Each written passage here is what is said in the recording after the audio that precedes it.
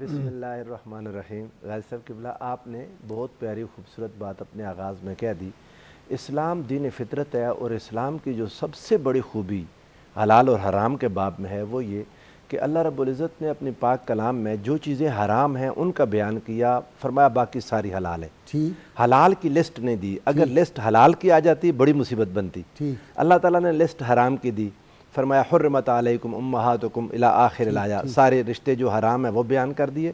فرمایا وَأُحِلَّ لَكُم مَّا وَرَاءَ ذَلِكُم، اس کے علاوہ باقی حلال ہیں۔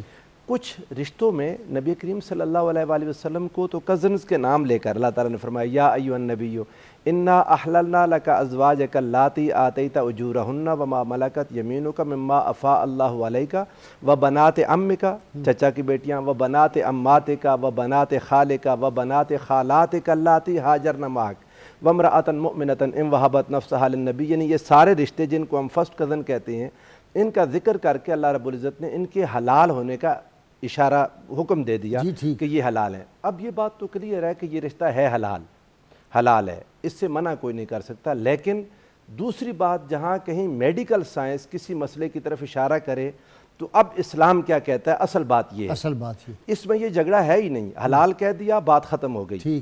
اب میڈیکل سائنس جس چیز کی طرف اشارہ کرے گی وہ اپنے ایکسپیرینس کی بنا پر، وہ اپنے مشاہدات اکٹھے کر کے اگر کسی بیماری کی طرف اشارہ کرتی ہے تو اللہ اور اس کے رسول کا حکم ہے کہ یہاں پر ڈاکٹر کی بات مانی جائے۔ میں اس کی ایک مثال دیتا ہوں۔ اللہ تعالیٰ نے شہد حلال ہے اور اس کی تعریف بھی کی قرآن مجید میں۔ اللہ تعالیٰ نے فرمایا وَأَوْحَىٰ رَبُّكَ إِلَى النَّحْلِ أَنِ اتَّخِذِي مِنَ الْجِبَالِ بُيُوتًا وَمِنَ الشَّجَرِ وَمِمَّا يَعْرِشُونَ ثُمَّ كُلِي مِن كُلِّ الثَّمَرَاتِ فَاسْلُكِي سُبُلَ رَبِّكَ ذُلُلًا يَخْرُجُ مِن بُطُونِهَا شَرَابٌ مُخْتَلِفٌ أَلْوَانُهَا فِيهِ شِفَاءٌ لِلنَّاسِ۔ اللہ تعالیٰ نے شہد کی تعریف کی کہ اس میں لوگوں کے لیے شفا ہے۔ اب اس آیہ مبارکہ میں شفا کا اعلان تو ہوا، لیکن جس کو ڈائبٹیز ہو گیا، جو شوگر کا مریض ہے، اب وہ یہ آیت پڑھ کے شہد پر شہد کھاتا جائے تو اس کی شوگر بڑھے گی۔ اللہ تعالیٰ نے شہد میں شفا رکھی ہے، وہ ہر کسی کے لیے، لیکن جس کسی شخص میں کوئی پرٹیکولر ڈیزیز آ گئی اور ڈاکٹر اس کو روک رہا ہے تو اللہ اور اس کے رسول کا حکم اس شخص کو یہ ہے کہ وہ ڈاکٹر کی بات کو مانے۔ اب یہ چیز اس کے لیے نقصان دہ ہو گئی، اس سے رک جائے۔ ایسے ہی ہے یہ جو بیماریاں جو جینیٹل ڈیزیزز ہیں، جینیٹک ڈیزیزز ہیں، ان میں چونکہ زیادہ چانسز ہیں آپس کے قریبی رشتہ داروں کے۔ کچھ روایات موجود ہیں، سیدنا فاروق اعظم رضی اللہ تعالیٰ عنہ کا قول، کوئی میں کسی نص کی طرف نہیں جاتا، ان کی جب اسناد کی طرف جاتے ہیں اس پر بحث ہے، وہ کمزور ہیں، میں اس طرف جانا ہی نہیں چاہتا۔ ہمیں نہ اس مسئلے کو ان روایات سے ثابت کرنے کی ضرورت ہے۔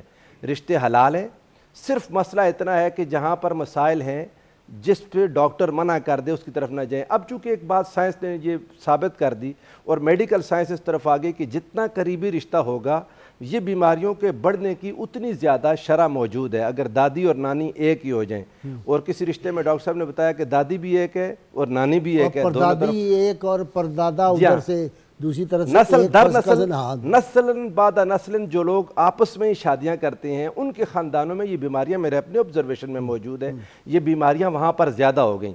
اس لیے اب ڈاکٹرز کی بات اور میڈیکل سائنس کی بات کو جھٹلانا اور اس پر آیات اور احادیث پڑھنا یہ سمجھداری کی بات نہیں ہے، نہ اسلام اس چیز کی تائید کرتا ہے۔ لازم امر یہ ہے کہ انسان یہ جو سکریننگ کی بات کی ڈاکٹر صاحب نے، یہ کروائیں۔ ہمارے ملک میں یہ بہت بڑی، یعنی اس کو سمجھے کہ ٹیبو ہے۔